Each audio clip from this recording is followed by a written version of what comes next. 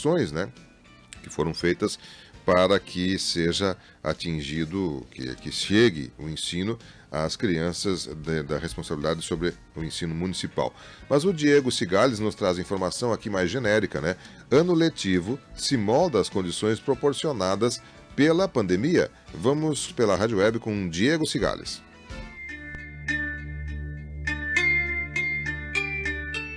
O ano letivo do Sistema de Educação do Brasil vem se transformando durante o período de isolamento social, realizado como medida preventiva ao avanço do contágio de Covid-19. Estas alterações se fizeram necessárias em diferentes níveis do setor. A intensificação do isolamento social no âmbito nacional converteu o ensino à distância ou de forma remota na possibilidade mais viável. Mas não a todos e todas estudantes.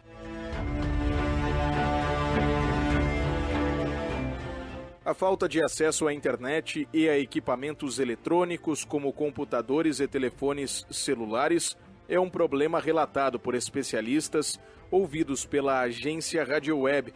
Heleno Araújo, presidente da CNTE, a Confederação Nacional dos Trabalhadores em Educação, por exemplo, reforça que um país marcado pela desigualdade se vê neste momento em um espelho que ressalta ainda mais feridas como esta. A maioria dos nossos estudantes não tem equipamento, não tem acesso à internet e nem tem as condições no seu domicílio, né, e nem na relação familiar que propicia as condições de você ter aula à distância, ter atividades à distância. Todas as orientações do Conselho Nacional da Educação, ela joga muita responsabilidade sobre os pais para dar continuidade a esse processo. Pais esse que muitos dos nossos alunos não têm, 13,5 milhões vivem na extrema pobreza. E é desse público que são os nossos alunos das escolas públicas. O dado citado por Araújo é referente ao ano de 2018 e foi divulgado pelo Instituto Brasileiro de Geografia e Estatística, o IBGE, em novembro do ano passado. Em entrevista à agência Rádio Web, Roberto Prado, diretor executivo da ABPAR, a Associação Brasileira de Escolas Particulares, relatou que a prática do ensino remoto no contexto da educação paga não é tão novidade assim. Algumas escolas já faziam antigamente, antes da questão da quarentena, eles já tinham um trabalho na internet, complementar. Essa é a grande diferença.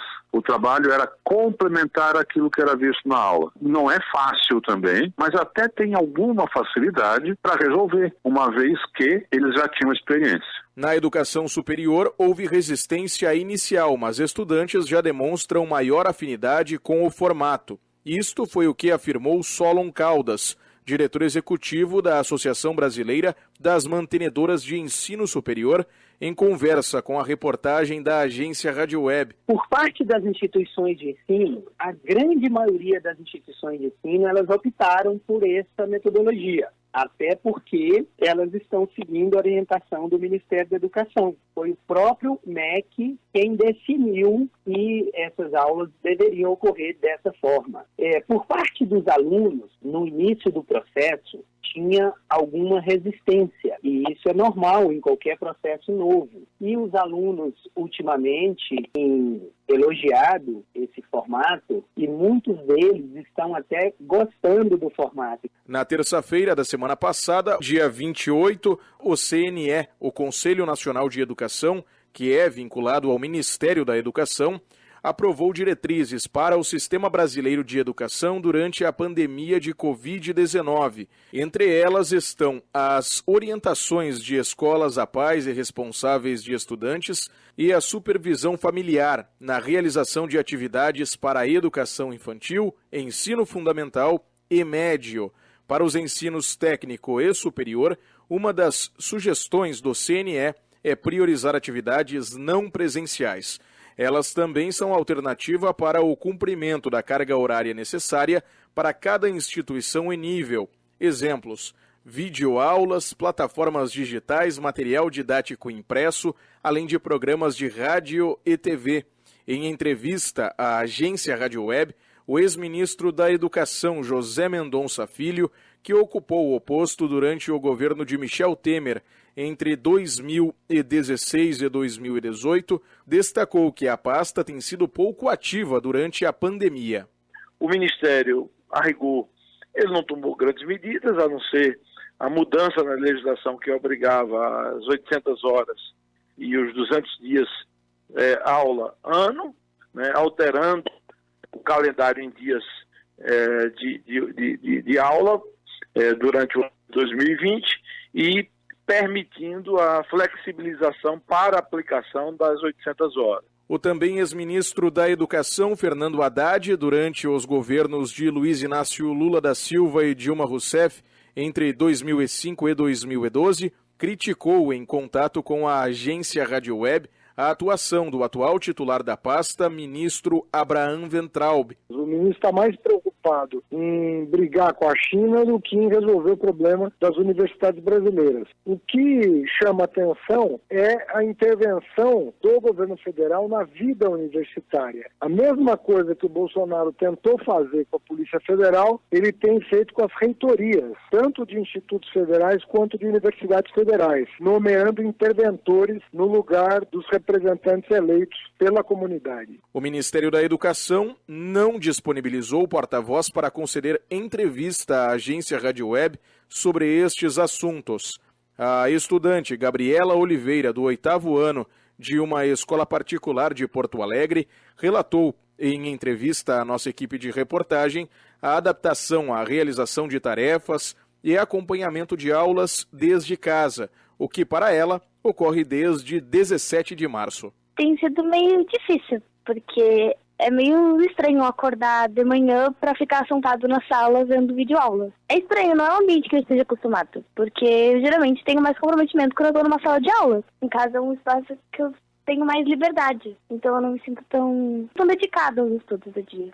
A agência Rádio Web, a advogada Mari Oliveira, mãe de Gabriela, apontou também como principal dificuldade neste momento a mobilização da jovem para aproveitar da melhor maneira as aulas dentro do ambiente familiar. A questão mais difícil é a gente manter a rotina de estudo com os filhos. Por mais que a minha filha seja uma aluna comprometida, assim, que ela estuda sozinha, mesmo assim, tu acordar cedo, porque a escola dela proporciona aulas por vídeo todos os dias, às 8 horas da manhã, a escola passa videoaulas. Mas mesmo assim, em casa, acordar para fazer com que a criança assista a aula é uma rotina que agora, nas últimas semanas, está ficando difícil de manter. No início era super tranquilo, ela estava com todo o gás. Agora já vai esmorecendo um pouquinho. Já a professora Maria Fernanda da Silva Viegas, de língua portuguesa em 2 escolas públicas da capital gaúcha, nos disse em entrevista que falta estrutura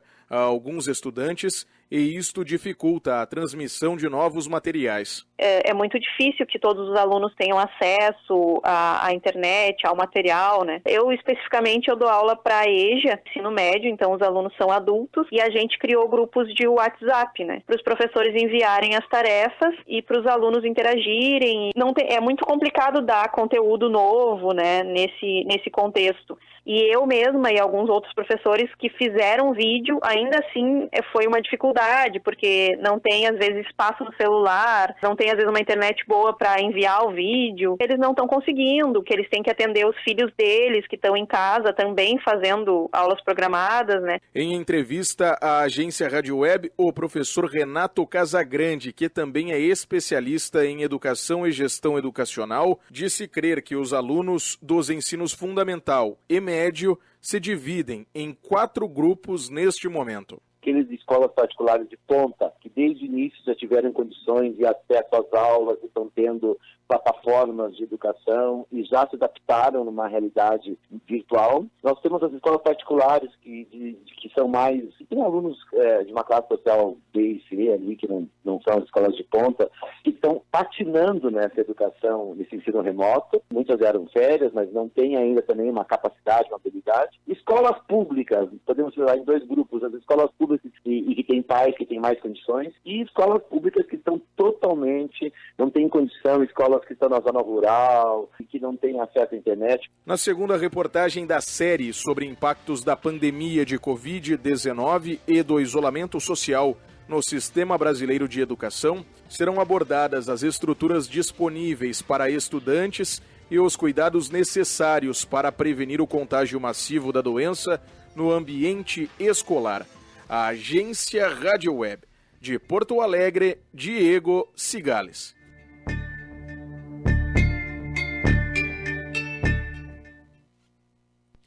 Valeu, Diego. Obrigado pelas informações, né? E é claro que a gente fica na expectativa de que seja adequado a melhor forma possível, né? De se superar esse momento que todos estão tendo dificuldades em todos os aspectos, né? Não há ninguém livre no mundo hoje.